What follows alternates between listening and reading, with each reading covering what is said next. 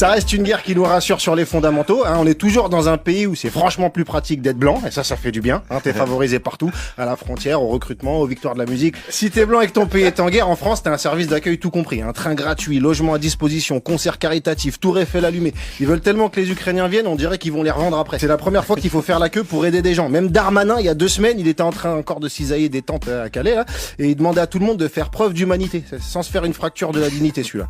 Darmanin, quand il a rendez-vous avec la honte vient même pas. Elle trouve que ça fait doublon. Tous ceux qui veulent trier les réfugiés, ils disent que c'est différent parce qu'avec les Ukrainiens, on a la même culture. Bien sûr, qui n'a pas lu toute l'œuvre de Yuri Androkovitch, qui ne s'est pas extasié devant les tableaux de Mikola Bourachek, et là je vous parle des plus connus, évidemment. Ceux qui nous jouent la carte du rapprochement culturel, ce qu'ils connaissaient de l'Ukraine avant, c'était les tarifs des Ukrainiennes sur les sites d'escorte. Mais bon, c'est pas grave.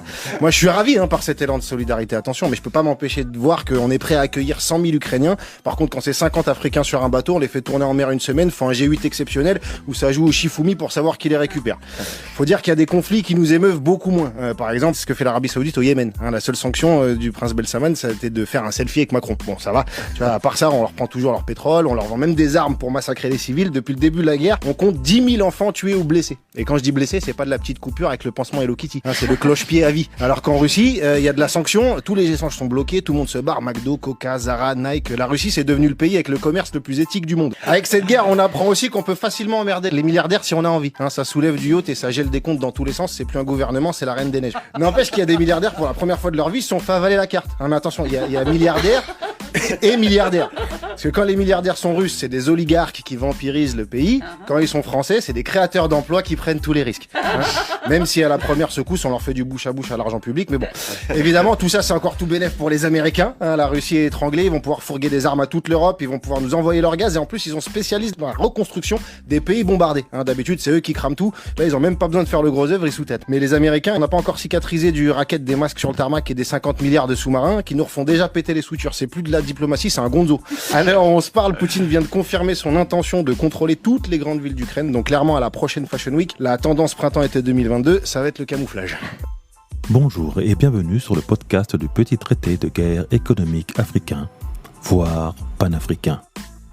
Votre manuel audio d'ingénierie économique et sociale et géostratégique dont tout Africain ou afrodescendant doit connaître et comprendre pour anticiper son succès individuel et sa réussite collective. Aujourd'hui, je vous délivre la leçon 25 donnée le 22 mars de l'an 2022 du calendrier grégorien, 6258 du calendrier kémite et 4720 du calendrier chinois. L'année du tigre d'eau noire. Une année synonyme de mouvement, de changement et de rebondissement. À l'ouest, rien de nouveau. Un titre inspiré d'abord du livre d'Eric Maria Remarque paru en 1929, puis d'un film américain réalisé par Lewis Milestone, sorti le 21 avril 1930, reprenant le synopsis du roman qui dénonce la propagande de guerre, de patriotisme et nationalisme au service de l'État nazi sous le regard d'un jeune adolescent allemand. Un siècle plus tard, l'on reprend les mêmes acteurs politiques, l'on change un peu le scénario propagandiste pour nous servir les mêmes arguments de guerre. L'Allemagne hier, l'ennemi du monde libre, est devenue aujourd'hui complice d'une autre propagande de guerre, mais cette fois anti-russe. Pourtant, du point de vue africain, tout cela paraît absurde. Sous l'arbre du baobab, l'on ne comprend pas cette folie. Mais surtout, nous observons cette jolie embrouille organisée depuis Washington. L'Europe et la Russie sont sur le même continent, ont eu à combattre le même ennemi, que fut le nazisme, qu'ils vainquirent ensemble, pris en étau. Mais très vite, les États-Unis n'ont jamais souhaité qu'une alliance russe-Europe, et plus précisément Russie-Allemagne, ne se fasse. L'émergence d'une seconde puissance économique prônant le capitalisme d'État, qui la dépasserait, ne serait pas de bonne loi, même si l'Europe s'étend jusqu'à l'Oural, en plein milieu de la Russie. Pendant presque un siècle, il a s'agi d'opposer l'Europe occidentale contre cette Europe orientale, d'abord sur le plan idéologique et maintenant sur le plan économique.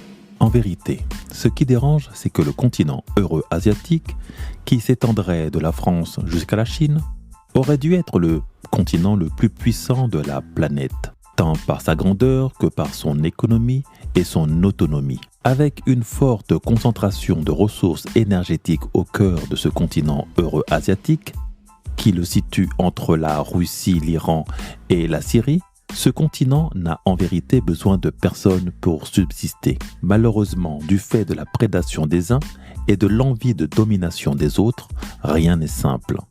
Et à l'ouest, rien de nouveau. Il faille créer des histoires qui alimenteront la haine entre les peuples du même continent.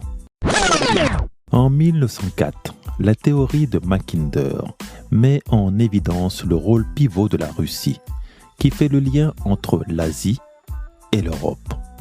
Un rôle pivot aussi appelé la théorie du Heartland. Ce nom est donné à une analyse géopolitique de l'histoire du monde proposée par le géographe britannique Alfred John Mackinder en 1904, dans son article « Le pivot géographique de l'histoire ». Selon Mackinder, le monde est comparable à un océan mondial où se trouve l'île mondiale, World Island, composé de l'Asie, de l'Europe et de l'Afrique. Il y a ensuite les Offshore Islands, désignant les archipels britanniques et nippons. Enfin se trouvent les grandes îles, Outlying Island, l'Amérique, l'Australie, le Japon et la Grande-Bretagne.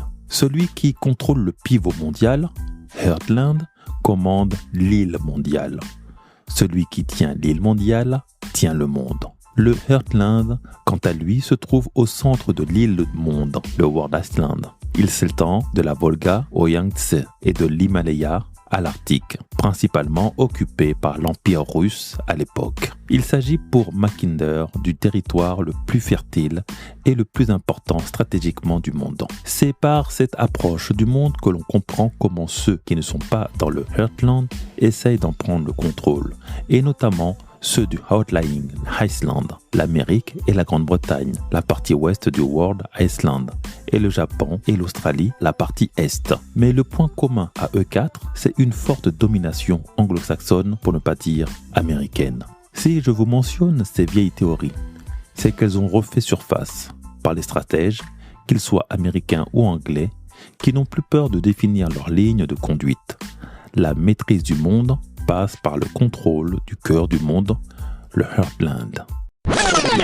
L'Europe occidentale est donc la première victime de ce pivot qui ne se fait pas. Elle est donc enjambée de manière à ce que jamais l'on puisse rapprocher l'Union économique européenne avec l'Union économique euro-asiatique, se mettant à l'écart de 200 millions de consommateurs, 43% d'uranium, 8% du pétrole et 4% du gaz mondial. Ce qui fait la bonne affaire de la Chine, qui étend son emprise économique et financière jusqu'aux portes de l'Europe occidentale par le renfort et la sécurisation de sa route de la soie. L'Europe occidentale se voit comme une extension atlantiste des États-Unis et donc une extension de la politique américaine. Et comment se fait-ce ? Par une infiltration de toutes les instances politiques et militaires européennes. Les cabinets de conseil américains d'une part, et c'est là que nous tombons sur un scandale qui larve la politique française avec le cabinet McKinsey par exemple, et l'OTAN pour la défense. Le cabinet McKinsey est une société dont le métier est de principalement faire du conseil en stratégie pour les patrons du CAC 40, les chefs d'État et les ministres. Elle n'aime pas la lumière des projecteurs. Installé sur les Champs-Élysées, au-dessus d'une galerie commerciale, avec une vue imprenable sur Paris, le cabinet de conseil américain McKinsey est surnommé la firme. Une société qui cultive le secret, 100 ans après sa création aux États-Unis, dont le siège social, McKinsey & Company France Inc., se trouve à Wilmington, dans l'État du Delaware, aux États-Unis, qui est aussi le fief du président américain Joe Biden, où il a été sénateur pendant 36 ans. Quel avantage tire-t-il de cette adresse, située bien loin de ses bureaux parisiens sur les Champs-Élysées ? Une société qui détient une boîte aux lettres dans cet état du Delaware, sans y exercer d'activité réelle, est dispensée d'impôts sur les bénéfices. McKinsey ne paiera ainsi, selon les informations du Monde, qu'un forfait fiscal symbolique de $175 par an. Une commission d'enquête du Sénat a accusé ce jeudi 17 mars 2022 les entités françaises du cabinet McKinsey d'optimisation fiscale de telle sorte qu'elles n'auraient pas versé ou qu'elle n'aurait versé aucun impôt sur les sociétés entre 2011 et 2020. Elle pilote dans l'ombre toute la politique française et donc européenne. Depuis plus de 10 ans, de jeunes consultants de McKinsey rejoignent le pouvoir. Directeur adjoint du cabinet du secrétaire d'État au numérique, chef du pôle projet de La République En Marche, directeur général de La République En Marche, le cabinet McKinsey prétend rendre quelques services à la présidence de la République gratuitement. McKinsey n'a pas attendu Emmanuel Macron pour intervenir aux côtés de l'État. Sous le quinquennat de Nicolas Sarkozy, qui avait fait réintégrer la France dans l'OTAN, il avait conseillé le ministère de l'Identité nationale sur une optimisation du processus de naturalisation. En Allemagne, ce même cabinet a conseillé le gouvernement d'Angela Merkel sur l'accueil des migrants. En 2020, nous les retrouvons sur la gestion de la campagne de vaccination contre le Covid-19 en France. Certains domaines de la stratégie vaccinale mise en place par le gouvernement ont été confiés au cabinet de conseil américain McKinsey, ainsi qu'à plusieurs d'autres cabinets, Accenture, Sitwell et JLL, selon les révélations faites par le Canard enchaîné et le site Politico début janvier. Toutes ces prestations de cabinet extérieur s'élèveraient à 2 millions d'euros par mois pour McKinsey, selon Le Point, et 1,2 million d'euros pour Accenture d'après Mediapart. Au global, de 379,1 millions d'euros en 2018, les dépenses de conseil des ministères ont atteint 893,9 millions d'euros en 2021, rien que pour le cabinet McKinsey. L'on dépasse le milliard pour l'ensemble des intervenants. Au-delà du coût pour les finances publiques supportées par les impôts de chaque Français, j'y vois surtout l'influence que ces derniers peuvent avoir dans la prise de décision publique, politique et stratégique du pays. Une influence étrangère digne de l'art de la guerre. Une guerre d'influence qui permet de comprendre les décisions absurdes prises par les États européens rongés de l'intérieur. Le poisson pourri toujours par la tête, comme le disait Mao Tse-tung.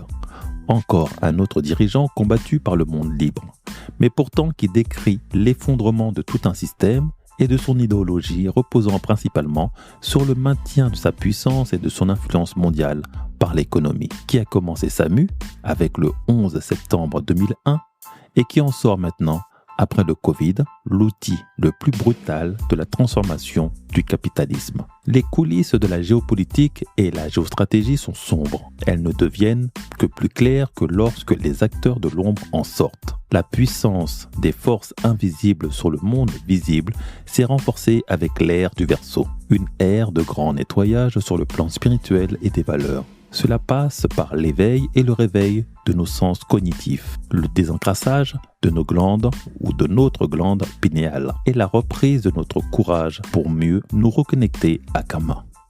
Nous recentrer sur les valeurs de la Maat. Prier ne nous sauvera pas. Anticiper, interagir et réagir, si. Comprendre où l'on est et avec qui l'on est nous permettra de mieux saisir qui l'on est et pourquoi l'on est. Je suis Patrice Diansé, un Afro-Caribéen qui s'investit en Afrique et pour l'Afrique. Investir ou mourir, nous vaincrons.